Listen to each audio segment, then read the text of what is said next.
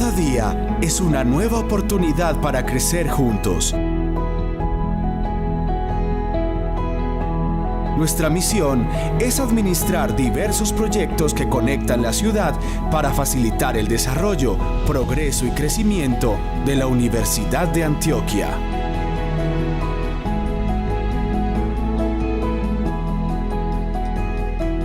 Lideramos con la firme convicción de que nuestras acciones generan oportunidades para el desarrollo integral de la universidad. Asumimos retos porque creemos en las personas, trazamos nuevos caminos que cambian realidades.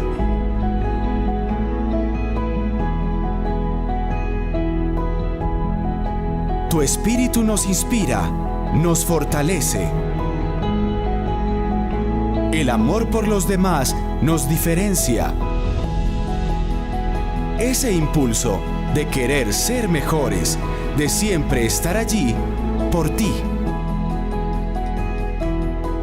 Lo importante de nuestra historia son las personas que la han construido día a día y que hacen parte fundamental de nuestro crecimiento. Los lugares donde la vida encuentra sus significados, los escenarios académicos, los espacios para el bienestar, los laboratorios donde se gestan nuevas investigaciones, los escenarios deportivos, las calles caminadas, el arte y la cultura. Estas cosas que nos inspiran han sido nuestro motor desde 1995, porque todas ellas nos ofrecen una oportunidad de construir proyectos y sueños. La voluntad de intentarlo. La fe de creer que es posible. Tus sueños son tan nuestros, tus gestos nos llenan de esperanza. Tu alegría nos motiva a ser mejores. Nuestro compromiso es que en cada momento y en cada día, hoy y siempre, transformemos tu vida. Fundación Universidad de Antioquia. Servicio que transforma vidas.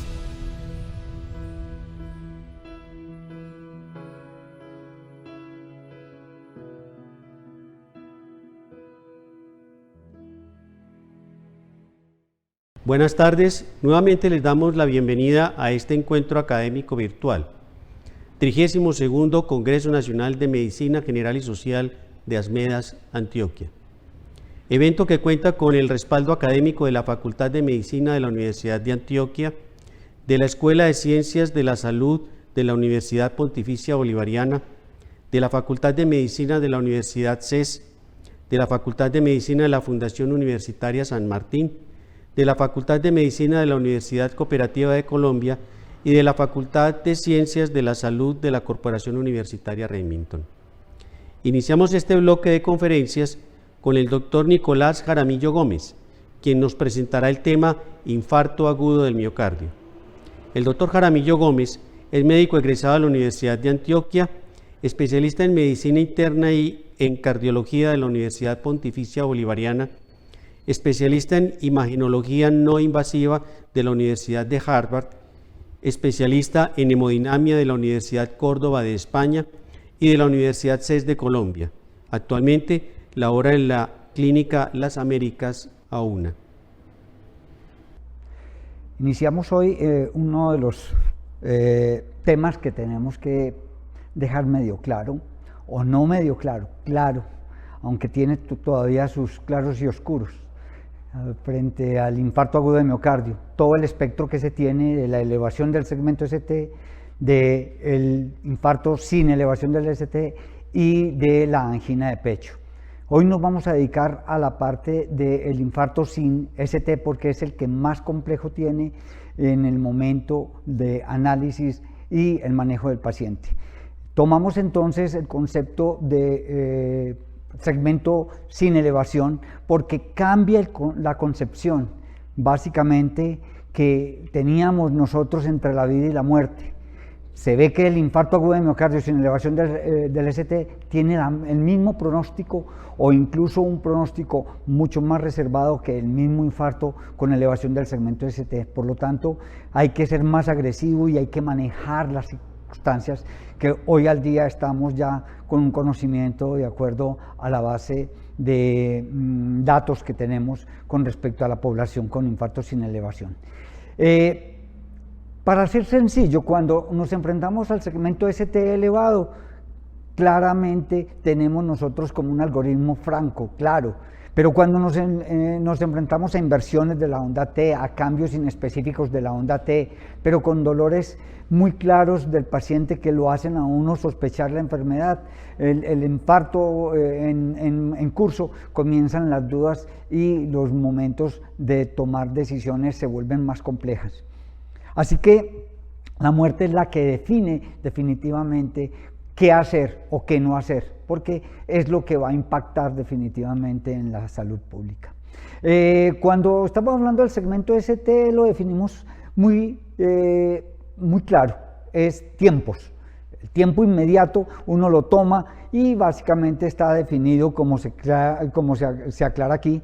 El diagnóstico se hace en los 10 primeros minutos en un algoritmo en donde el electrocardiograma es el que define la situación de si va o no va a una intervención inmediata del tipo, ya sea trombolisis, si usted no tiene una angioplastia disponible de forma inmediata, o la activación inmediatamente del grupo para la realización de angioplastia primaria, donde se establece entonces la buena acción, el buen comportamiento con el paciente con enfermedad coronaria. Entonces, pasémonos rápidamente a uno de los puntos críticos. Se establece ya en octubre de este año con las guías europeas del 2020 las nuevas determinaciones de qué hacer y cómo establecer entonces la rutina con estos pacientes. Me voy a pegar y me voy a utilizar lo que hicimos en la Sociedad Colombiana de Cardiología, en donde se establece más o menos este tipo de charla y en donde concretamos qué es realmente lo que nos traen de nuevo las guías europeas para que en síntesis más o menos concretemos qué es lo que debemos hacer. La lesión que anteriormente teníamos como el concepto de infarto subendocárdico, ya nosotros establecemos también los cambios dinámicos de la onda T, que son los producidos por una arteria que está subocluida, no ocluida totalmente como en el infarto agudo de miocardio, y eso es lo que causa en un momento determinado una de las imágenes que puede ser más dinámica y para ayudarnos a tomar decisiones en las cuales estos cambios que pueden ser transitorios nos están indicando lo que está pasando en la arteria en su parte del lumen. Entremos entonces a las definiciones. Miren, por ejemplo, el concepto de síndrome coronario agudo sin elevación. Cuando se habla de infarto agudo sin elevación persistente del segmento ST, se tiene una connotación de su estado clínico. Amplía básicamente el concepto de presencia de dolor torácico anginoso, pero paro cardíaco, inestabilidad eléctrica o hemodinámica con choque cardiogénico, hasta pacientes en quienes el dolor ya ha cesado al momento incluso de la evaluación, pero que deja rastro en la parte electrocardiográfica. El síntoma cardinal realmente es el dolor precordial, el tipo opresivo, el clásico, el urente, sin olvidar que pueden presentarse equivalentes anginosos. Entonces, basados en esa cuarta definición que se establece más o menos en el 2015 del infarto, se debe presentar al menos una de las siguientes características para uno determinarlo. 1. Clínica de isquemia miocárdica. 2. Nuevos cambios electrocardiográficos. 3. Onda Q patológica. 4. Evidencia en imágenes de pérdida de viabilidad miocárdica o de nuevas alteraciones en la contractilidad, donde está la ecocardiografía, uno de los fundamentos también de trabajo. Detección de un trombo intracoronario en la angiografía o en la autopsia. ¿Qué nos trae entonces de nuevo estas guías? Para definir entonces teníamos clase 1 cuando es la evidencia más fuerte, más clara, y es en verde. Amarilla, clase 2A, donde la evidencia pierde un poco más su fuerza, y definitivamente clase 2B, donde la evidencia prácticamente es muy baja y solamente está basado en la experiencia del grupo o en la experiencia del experto. Tratamiento invasivo es donde se basa de pronto el mayor cambio y el mayor concepto, y es la parte más compleja de análisis. Se recomienda una estrategia invasiva temprana, concepto que hay que manejarlo bien, dentro de las primeras 24 horas en esos pacientes con infarto agudo de miocardio sin la elevación del segmento ST, que es diferente a cuando se cumple el segmento ST, como dijimos, es el tiempo. O sea, tiempo debe activar inmediatamente el grupo, ya sea de angioplastia primaria o ya sea del manejo para trombolisis, de acuerdo a la circunstancia. Pero en este caso, el segmento ST, sin elevación, que cumpla este acometido, tiene que establecerse entonces cuál es la prioridad. Si hay cambios dinámicos del segmento ST, como ya lo habíamos visto, de la onda T, que sugiera isquemia en curso. Segundo, elevación transitoria del segmento ST y que vuelva a caer al nivel normal. Y tercero, uno de los puntales, siempre debe haber un score el score de Grace. Ese score de Grace siempre deben tenerlo usted presente en el paciente que no tenga elevación del segmento ST, en las isquemias agudas o en los pacientes sin elevación del segmento ST, porque marca la pauta. Definitivamente mayor de 140 es una recomendación clase 1 en donde usted tiene que apretar el tiempo para poder ganar en mortalidad. ¿Qué más nos trajo de nuevo? Entonces miren el 2015 cuando yo lo comparo a lo que hoy al día en el 2020 está de vigencia. Baja de grado el protocolo que se establecía de 0 a 3 horas si las troponinas de alta sensibilidad estaban disponibles. Ahora lo vamos a ver ya en diagrama cómo se está manejando de un concepto de 0, 1 horas, 1 y 2 horas y el factor de delta del cambio de las troponinas. También cambia para subir en aumento de sensibilidad y especificidad el angiotac. Sube entonces en la categoría para volverse nivel 1. ¿Cuándo? Se recomienda como alternativa de la angiografía invasiva cuando hay pacientes con probabilidad baja o intermedia de enfermedad coronaria y cuando la troponina y o el electrocardiograma son normales o no conclusivos, en donde entran en las zonas grises complejas. También se recomienda la monitorización del ritmo por más de 24 horas, donde la categoría anterior era 2A, ahora pasa a 1A. Básicamente se recomienda la monitoría del ritmo por más de 24 horas en pacientes con infarto agudo de miocardio con riesgo elevado de arritmias, hasta que se lleve, si se mantenga en cuidados especiales o se lleve a la angioplastia. Eso es otro punto de evaluación de riesgo, cuando cambia también el concepto de se recomienda monitorizar el ritmo durante las primeras 24 horas o hasta que se realice el intervencionismo, básicamente se le haga la angioplastia. O lo que ocurra primero en los pacientes con bajo riesgo de arritmia. O sea, básicamente que esté siempre constantemente en los cuidados especiales dirigido el monitoreo por si de pronto se presentan arritmias que son las que realmente son fatales. El modelo del puntaje de riesgo Grace debería ser considerado para evaluar pronóstico. Baja de su categoría, pero sin embargo se debe mantener siempre como una de las herramientas fundamentales para tomar decisiones y ayuda de decisiones. Toma un carisma de 2A cuando venía de una toma de decisión 1A. Y en cuanto a tratamiento farmacológico, no nos detengamos en la vivaluridina porque no existe en Colombia. Detengámonos en la administración de un inhibidor del receptor P2Y12, que ahí es donde más dificultades hay.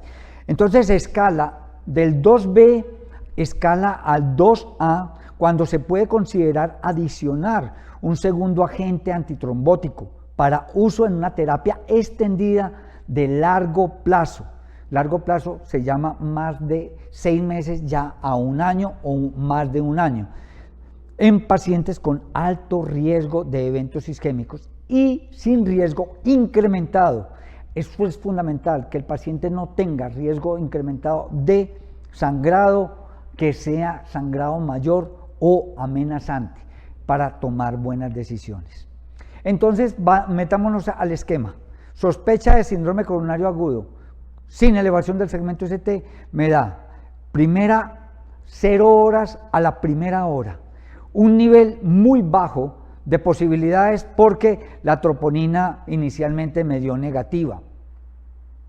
O no hubo delta cuando le tomo yo la primera en 0 y a la 1 horas no ha aumentado.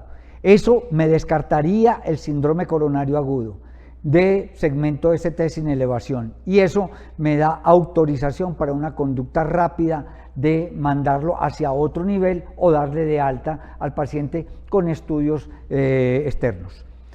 Otro resultado, cuando es a 1 hora o 0 horas a 1 hora las troponinas me están dando algo de movimiento, comience a observar, y si a las 3 horas esa troponina y ayudado con la ecocardiografía, como dijimos, que hay una zona segmentaria con compromiso isquémico, porque se está moviendo un poco menos, se llama hipocinesia, o evidencia asinesia, usted toma una decisión, hospitaliza. Y si hospitaliza es para tomar de pronto una decisión posterior muy rápida, hacia una angiografía, hacia un test de estrés, o como habíamos dicho, a la clasificación que teníamos de Angiotac, que ya ven ustedes cómo ganó de posición con respecto a los pacientes que están en zonas grises de difícil diagnóstico. El otro escenario es cuando las troponinas definitivamente son altas y están creando un delta en crecimiento, en aumento a la hora de estar tomándose la determinación. Entonces esto nos confirma definitivamente el síndrome coronario agudo sin elevación, y lo que hacemos es que nos vamos hacia un cuidado coronario y ahí definimos qué tan rápido con la angiografía nos vamos para hacer una intervención inmediata. Ya saben ustedes, y eso lo vamos a definir ahora, cuál es realmente, y como lo habíamos visto, el paciente que va para urgencia de una angioplastia en las 2 primeras horas básicas de este ya confirmado diagnóstico. Seguimos entonces. En el algoritmo, los síntomas de inicio muestran primer contacto médico. Hagamos como el raciocinio como el que teníamos del segmento ST elevado. Primer contacto médico, diagnóstico de infarto agudo de miocardio sin elevación del segmento ST, toma un poco más de tiempo, ya que usted tiene que tener decisiones con enzimas, porque se tiene que ayudar con enzimas, que es definitivamente el diagnóstico claro, a no ser que la clínica se te empeore, el paciente se inestabilice, esté en shock cardiogénico o el paciente tenga un problema mecánico. Si el centro tiene o cuenta con la angioplastia, ¿qué pasa? Me lo ingreso, lo hospitalizo y lo clasifico como muy alto, debe ir a una estrategia invasiva inmediata. Y eso es uno de los conceptos que se tiene y que tiene que tener claridad. Ojo con malutilizar este tipo de término, porque comienza a entrar ya a darle un disgusto grande al grupo de manejo y de soporte, porque se están manejando urgencias que no son realmente emergentes. Entonces hay que clasificar muy bien esta zona de estrategia invasiva inmediata. ¿Cuáles son entonces los que van a esa estrategia inmediata? Riesgo muy alto, que son inestabilidad hemodinámica, choque cardiogénico, dolor torácico recurrente o refractariedad a pesar del manejo médico, arritmias ventriculares o colapsantes, complicaciones mecánicas, insuficiencia cardíaca aguda, relacionada con el infarto agudo sin elevación, y depresión del segmento ST que sea mayor de 1 milímetro en las 6 derivaciones precordiales. Derivaciones con elevación del segmento ST en ABR y o B1 hay que tomarla en cuenta como una de las muy alto riesgo. Cuando ya tenemos entonces también el diagnóstico de si estoy frente a un paciente con infarto sin elevación del segmento ST y estoy disponible con sala de hemodinamia, traslado inmediato, y no la tengo, disponible, lo que tengo que hacer es inmediatamente el triaje y montarlo hacia un centro que esté con disponibilidad de atención primaria. Si es de riesgo alto, entonces estrategia invasiva dentro de las primeras 24 horas. ¿Qué es alto riesgo? Diagnóstico establecido de infarto agudo de miocardio sin elevación, con cambios dinámicos del ST y T, nuevos o presumiblemente nuevos, paro cardíaco resucitado sin elevación del segmento ST o choque cardiogénico y puntaje de riesgo Grace, que es donde entra mayor de 140.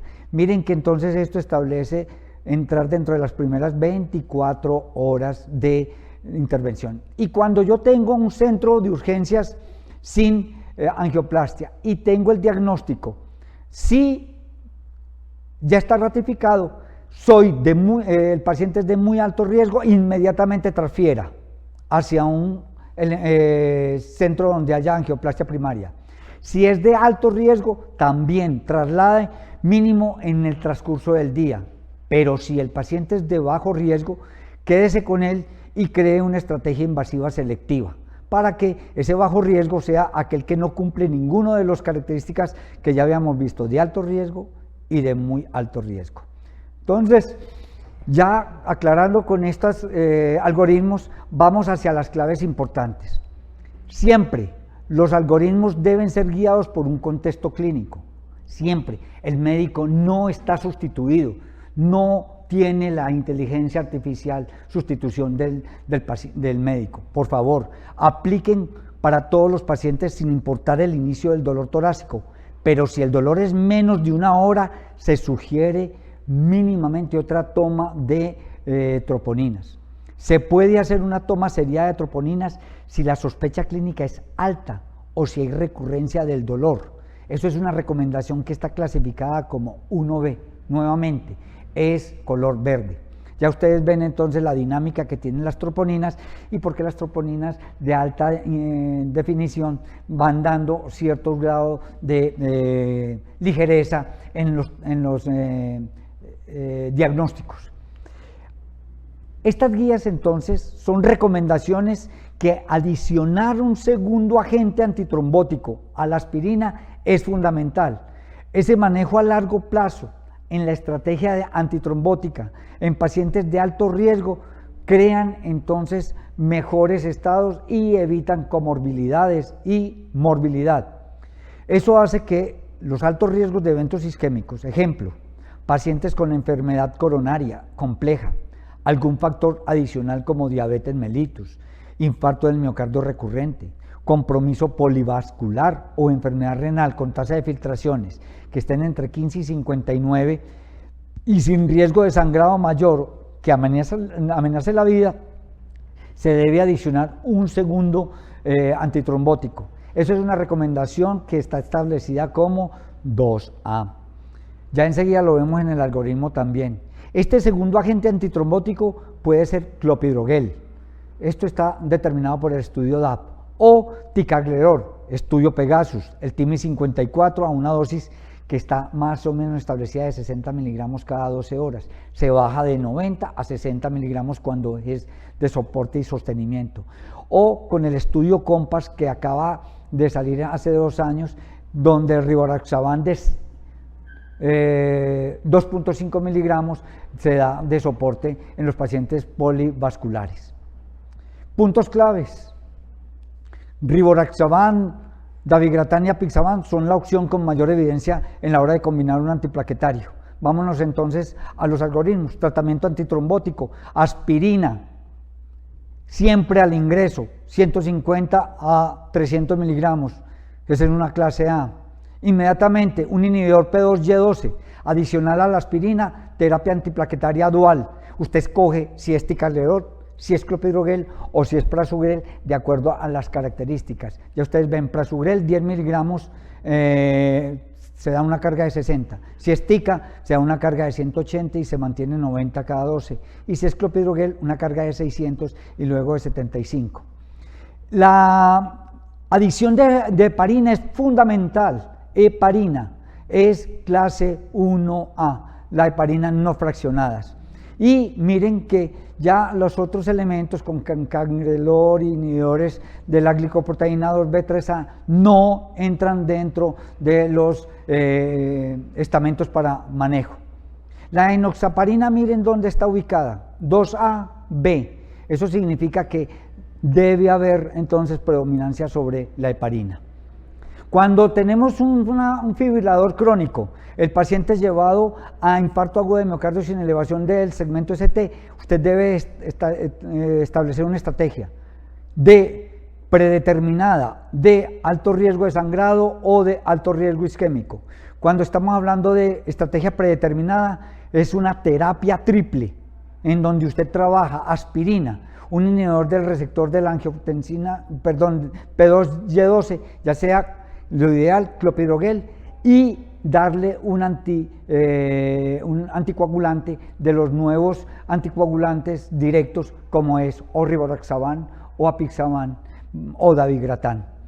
Las terapias duales, básicamente, más las terapia antitrombótica y terapia antiplaquetaria, siempre se asocian en los bajos posibilidades de sangrado o de estados no de alto riesgo isquémico, generalmente son entre 6 meses a 12 meses continuos. Ya se establece entonces la necesidad de cuando uno tiene el paciente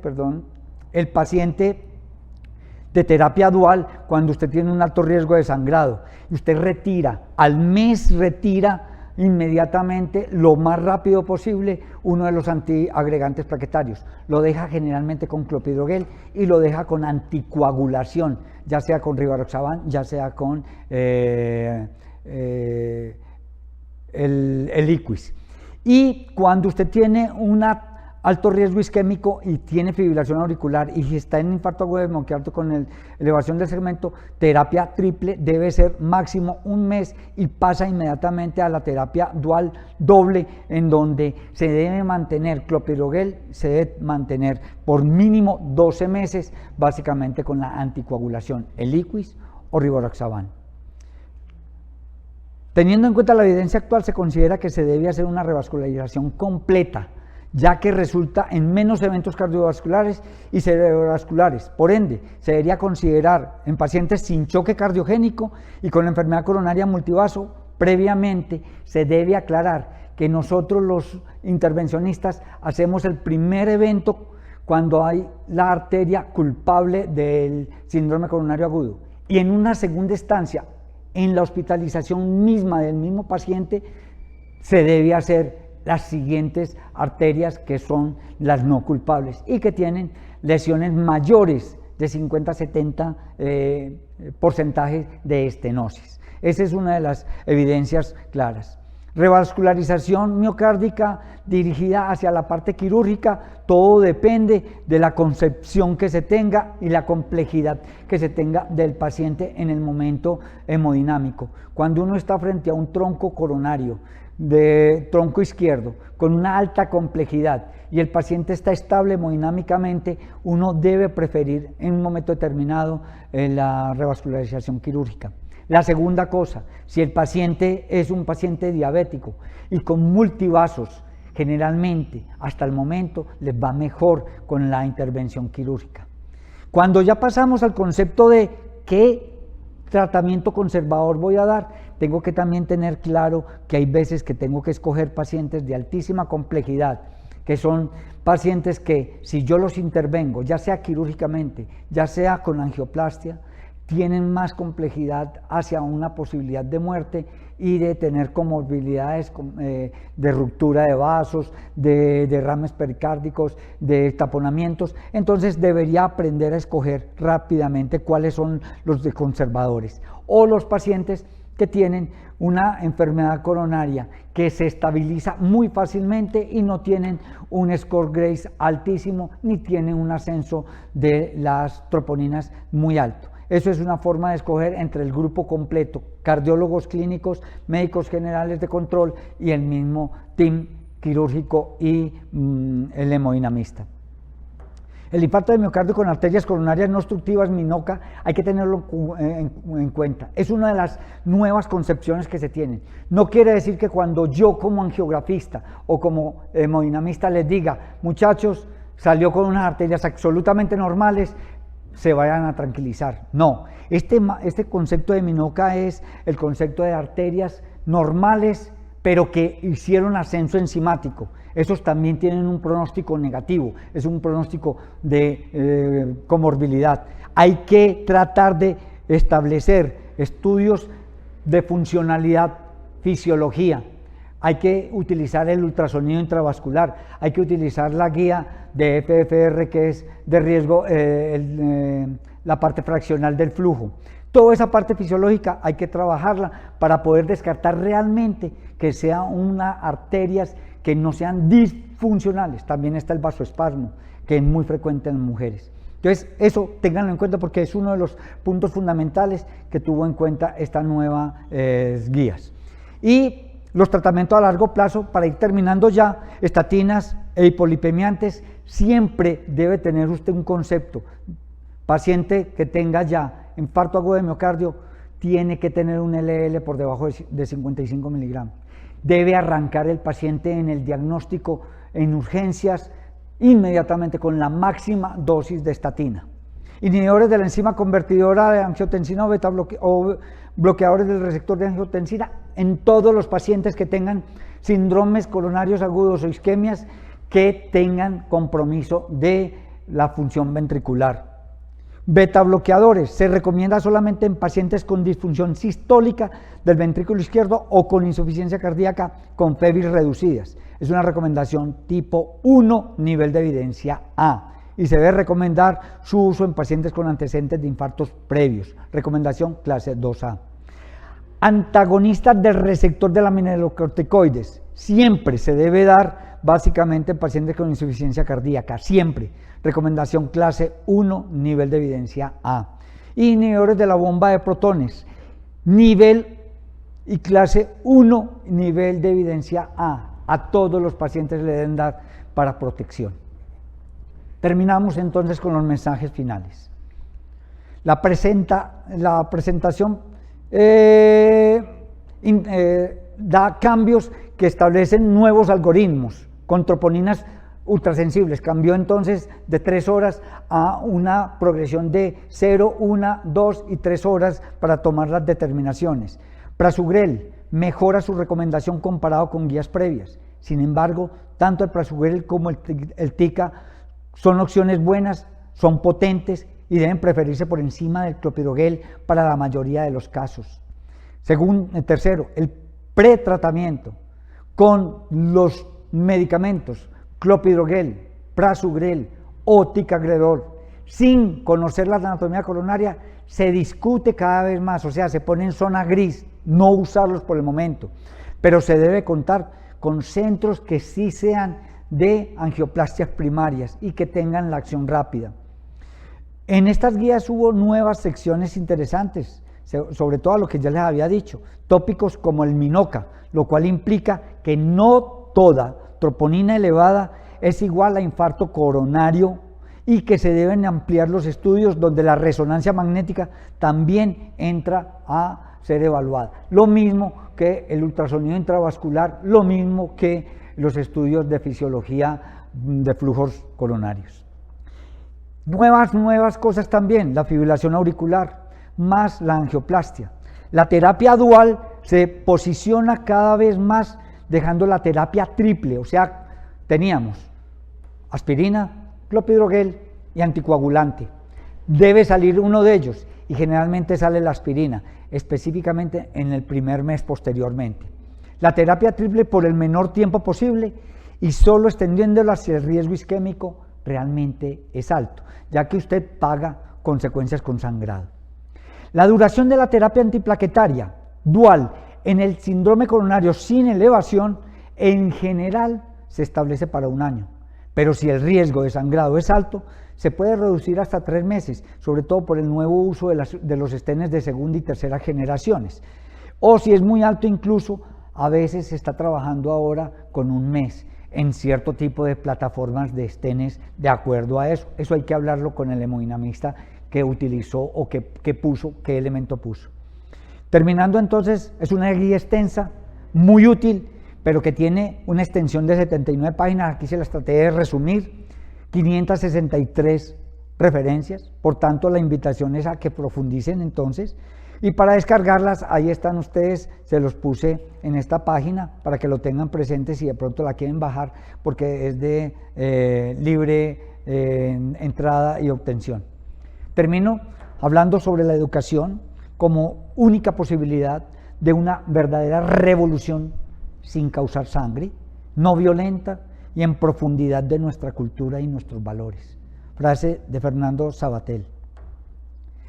Agradeciéndoles mucho y esperando que sea más crítico en este momento esta posición que se está tomando frente a los síndromes coronarios agudos, especialmente el síndrome sin elevación del segmento ST, en donde las zonas grises siguen siendo complejas, las interpretaciones del electrocardiograma, la interpretación clínica del paciente y su estado hemodinámico y la presencia o no del ascenso y los delta de las troponinas. Les agradezco mucho su atención. Mil gracias.